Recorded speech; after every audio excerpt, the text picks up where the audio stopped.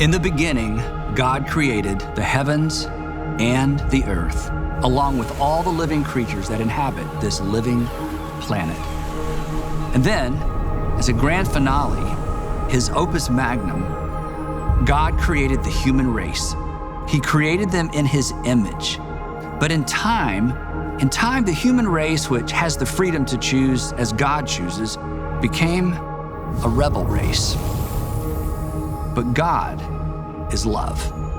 So he used his freedom to set in motion a plan designed to redeem and restore his image bearers without removing his image.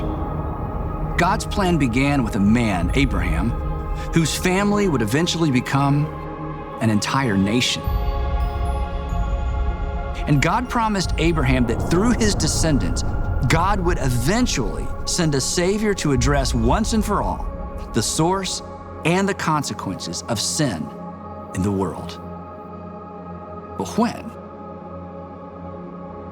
Centuries passed. Kingdoms rose and fell. Sin rolled through creation like a tsunami, polluting and corrupting everything it touched. And just when it seemed that nothing would ever change, that God's promise to Abraham would not be kept, everything changed. When the set time had fully come, once God had everything and everyone in place, he sent his son, born of a woman, born under the law, to redeem those under the law, that God's image-bearing race might receive adoption to sonship.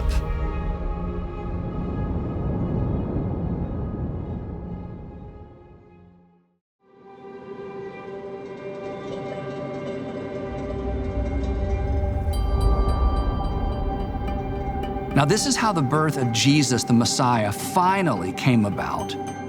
God sent the angel Gabriel to Nazareth, a town in Galilee, to a young girl pledged by her parents to be married to a man named Joseph, who was a descendant of Abraham. And the young girl's name was Mary. The angel went to her and said, "Greetings, you who are highly favored. The Lord is with you." But of course, Mary was greatly troubled at his words and wondered, "What is happening?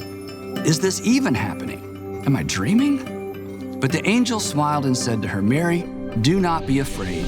You have found favor with God.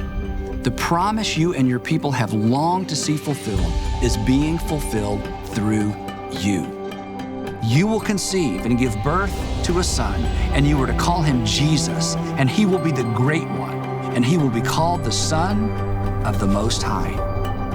"But how can this be?" Mary asked. "How can I have a baby? Joseph and I are not even..." But the angel interrupted and said, "It has all been arranged. And your son will be called the Son of God. For no word from God will ever fail, Mary. No promise from God will go unkept." Mary fell to her knees and declared, "I am the Lord's servant. May your word to me be fulfilled." But when she looked up, the angel was gone.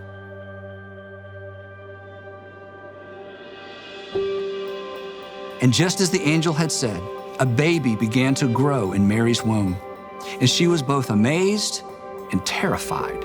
Who would believe her story? As the time for the birth of the baby drew near, the Roman emperor decided to conduct a census of the entire Roman world. Everyone was required to return to their birthplace to register. So Joseph also went up from the town of Nazareth in Galilee to Judea, to Bethlehem, because he belonged to the house and the line of David, and he took Mary with him. But when they arrived in Bethlehem, all the inns and the guest houses were full. So Joseph found a dry stable and made Mary as comfortable as possible.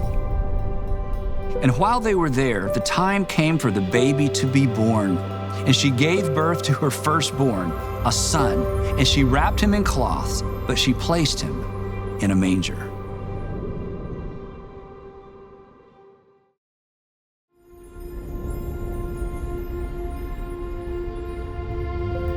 As it turned out, that very night, there were shepherds living out in the fields, watching over their sheep, unaware that just a few miles away, in the overcrowded town of Bethlehem, something extraordinary had taken place. As they were settling in for the night, suddenly the angel of the Lord appeared to them, and the glory of the Lord shone all around them, and they were terrified.